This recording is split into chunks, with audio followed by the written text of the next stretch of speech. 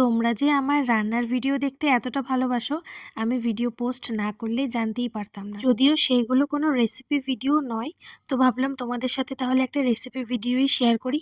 তো প্রথমে আমি পেঁয়াজটাকে ভালো করে ভেজে নিচ্ছি। এখানে একটু চিনি অ্যাড করেছিলাম।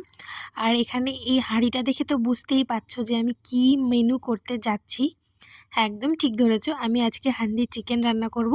তো ভাবলাম পুরো রেসিপিটা তোমাদের সাথে শেয়ার করি। এই রেসিপিটা কিন্তু আমার নিজস্ব তৈরি করা, তাই তোমরা কিন্তু এটা অথেন্টিক নাও বলতে পারো, বাট এইভাবে রান্না করলে খেতে ভালো লাগে। আর এখানে ঘর হচ্ছে, দেখো মাটি ফাটি সব খোঁড়া হয়েছে। তো শুরু করছি রান্নাটা। এখানে আমি সমস্ত চিকেনগুলোকে দিয়ে দিচ্ছি। আর এই হাঁড়িটা কিন্তু আগের দিনকে খুব ভালো করে পরিষ্কার করে নিয়েছি জল দিয়ে, যাতে করে হাঁড়িটা না ফেটে যায়। এটা আমি শুনেছি, এটা কিন্তু আমি সঠিক জানি না, তো শুনেছি বলে করলাম। তো প্রথমে চিকেনগুলো আমি সমস্ত ভালো করে ধুয়ে হাঁড়ির মধ্যে দিয়ে দিলাম। এবারে এক এক করে আমি পেঁয়াজ কিছুটা ভাজার জন্য রেখেছিলাম আর কিছুটা কুচোনো রেখেছিলাম, তো সেটা আমি এখন দিয়ে দিলাম। এখানে আদা রসুনের পেস্ট দিচ্ছি। সমস্তটাই আমি আমার চিকেনের পরিমাণের ওপরে দিয়েছি। তোমরা যদি করো তাহলে তোমরা তোমাদের চিকেনের পরিমাণ অনুযায়ী দেবে। এখানে আমি মশলা ব্যবহার করেছি হলুদ গুঁড়ো, তারপরে দিয়েছি ধনে গুঁড়ো, এখানে লাল লঙ্কার গুঁড়ো, এখানে দিয়েছি নুন স্বাদ মতো।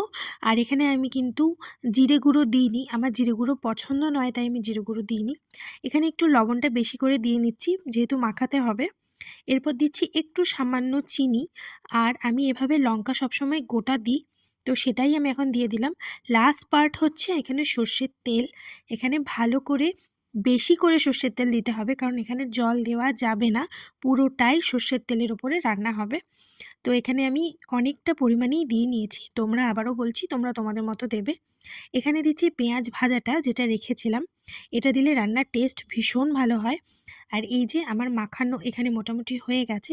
এখানে আমি আরেকটা জিনিস অ্যাড করব, সেটা হচ্ছে চিকেন কারি মশলা। যে কোনো মশলা তোমরা এখানে ব্যবহার করতে পারো, তোমাদের কাছে হাতের কাছে যে কোম্পানির আছে যা আছে সেটাই দিতে পারো। তো এটা ছিল, আমি পুরোটা দিয়েছি। এখানে মোটামুটি আমি 2 কেজির মতো রান্না করেছি, তাই একটা গোটা প্যাকেট দিয়েছি।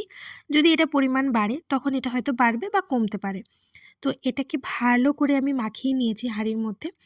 এইবার এই পুরো রান্নাটাই আমি গ্যাসে বসাবো। আমি এখানে উনুন ব্যবহার করিনি, যেহেতু আমার এখানে উনুনের ব্যবস্থা নেই। তো এটা গ্যাসেও করা যায়, ভীষণ ভালোভাবে করা যায়। তো চলো এবারে এটাকে আমি হাঁড়িটা বসিয়ে দিচ্ছি। আর কোনো রকম কোনো মশলাপাতি কিচ্ছু দেব না, জাস্ট এটাকে কষিয়ে কষিয়ে রান্না করব। এত ভালো খেতে হয় যে চিন্তা করার বাইরে। তো তোমাদের কেমন লাগলো রেসিপিটা জানিও।